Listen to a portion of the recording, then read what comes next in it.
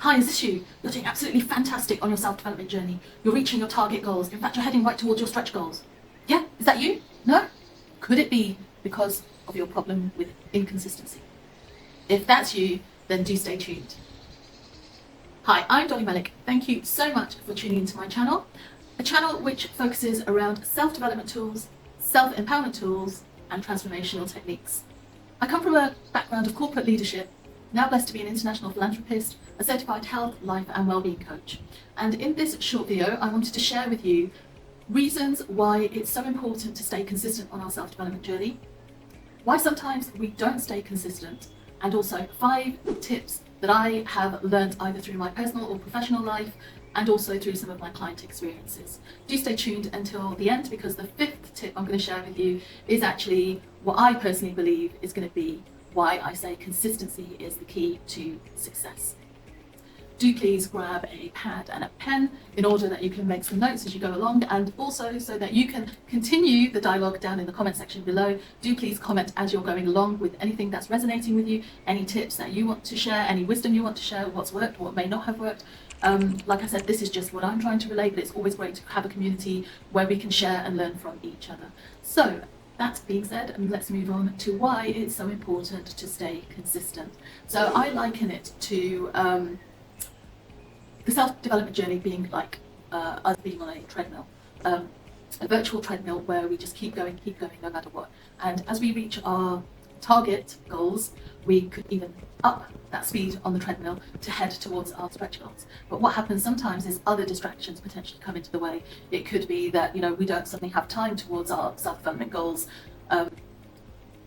We decide instead to procrastinate, or just it could be a plethora of reasons. I can't get my teeth speaking today, apologies, but it could be for a number of reasons. And so before you know it, sort of metaphorically speaking, you lose focus and you fall off that treadmill, your self-development treadmill. And once you fall off, it can be pretty hard, right? You can get some bruises, you can get a little bit of hurt towards the ego, and most importantly, it's difficult sometimes, if you are badly bruised from that, to get back on and to keep going, depending on what it is that's actually destabilized you to come off that treadmill.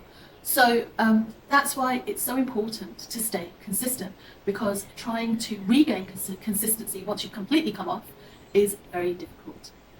So moving on then to my tip number 1 on how we can continue to remain consistent, or to try and get back on that treadmill in order to carry on being our amazing consistent selves.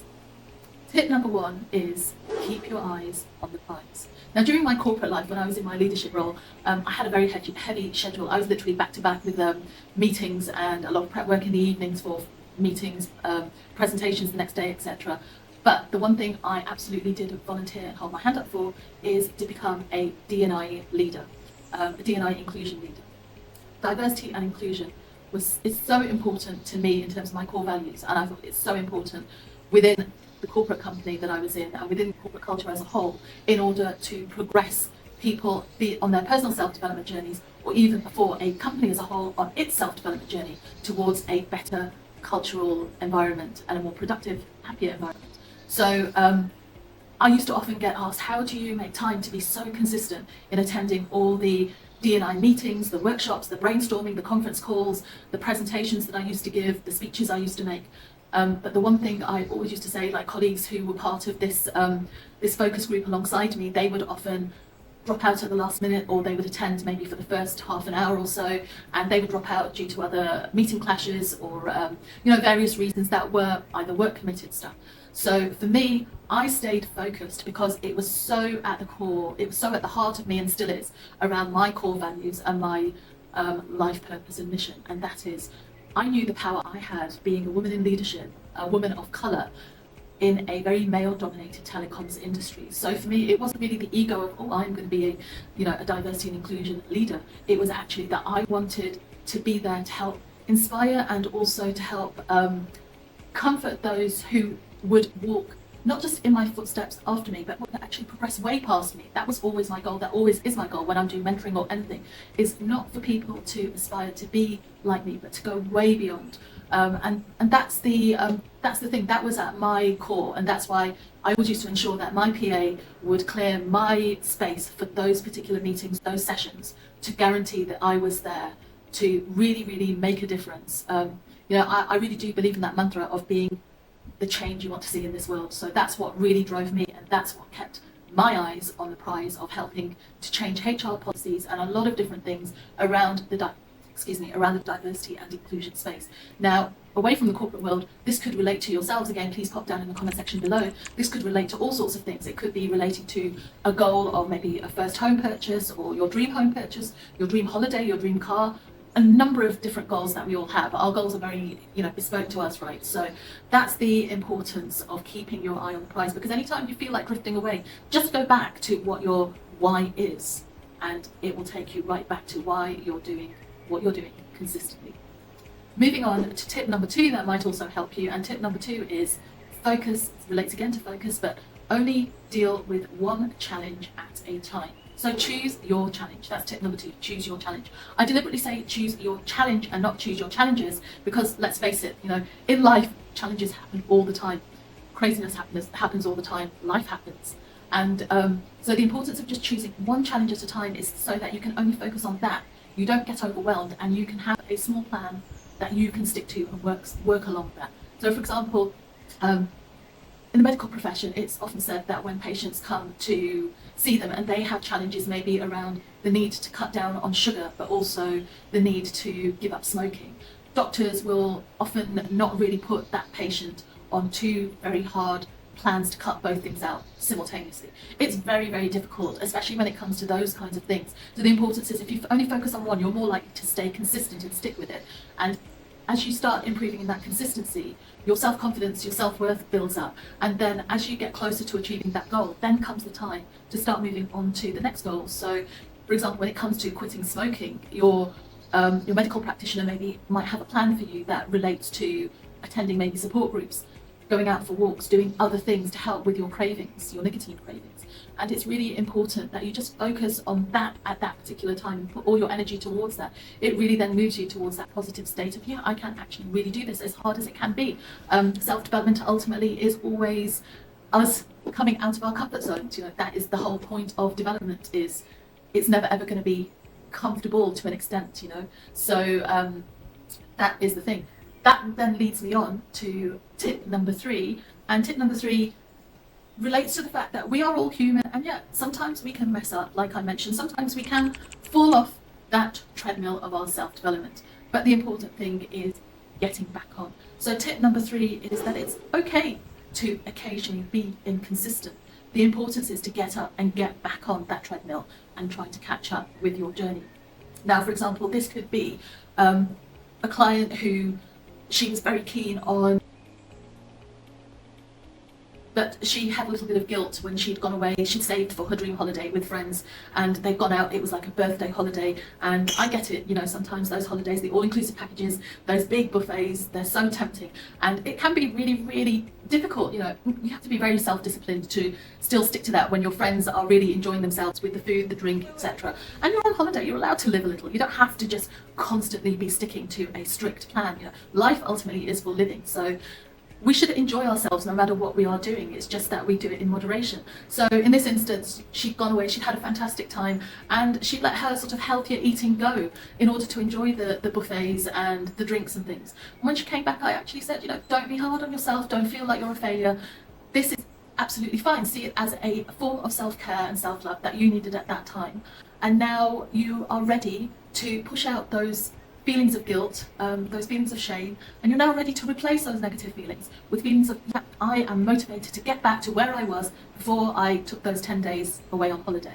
And that's the thing, is you can always kind of fall off, but it's the getting back that's the most important thing. So that's tip number 3. Moving on then to tip number 4, and tip number 4 is, although often we talk about listening to our intuition and our inner feelings and our inner voice, I do believe that we have like a good voice and a bad voice. For me, I term it as my good angel and my bad angel. So there are days sometimes where a key part of my healthy living and transformation in many years for some time now actually, has been to ensure that I get daily exercise, a workout routine of some type on a daily basis is, it's part of who I am now. It's kind of in my DNA as such.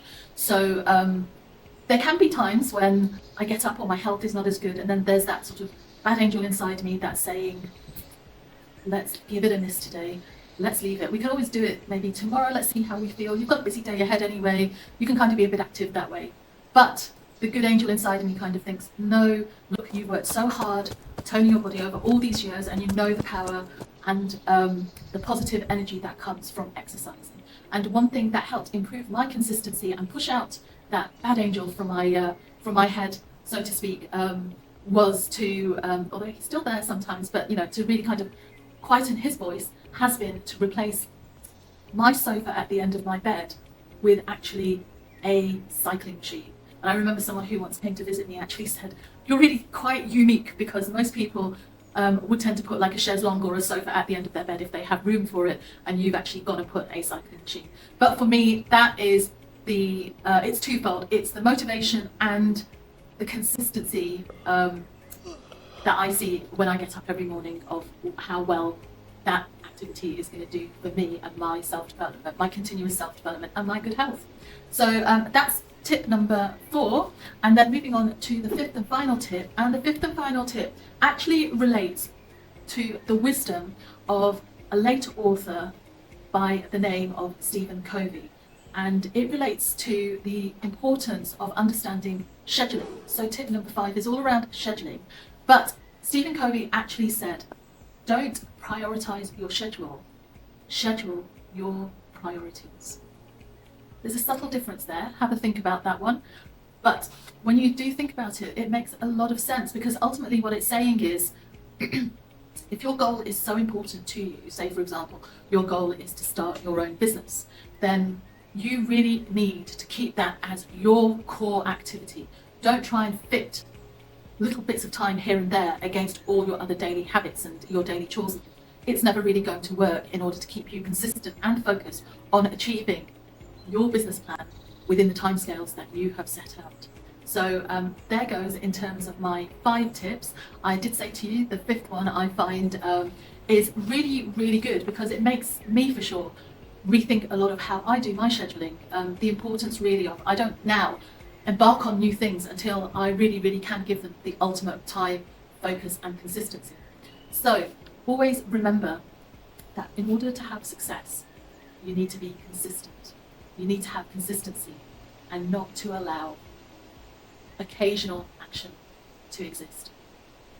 Therefore, I request you to continue on your path towards progression and not perfection. Thank you so much for tuning in. I hope you liked the tips that I shared with you today, and the wisdom, of course, of Stephen Covey. Do please pop down in the comment section below things that you liked, things that you resonate, any other strategies you would like to share with the community. And if you haven't already subscribed, I would greatly appreciate if you do so. That way you can carry on and be part of this self-development journey with us and share your wisdom as well with the community that's forming. Do please like and share with others that you feel will resonate with this message, and they need to be a bit more consistent in their life. In the meantime, until the next one, do please keep remembering that you are wonderful, you're amazing, you are going to be consistent on your self-development, and keep smiling and keep shining.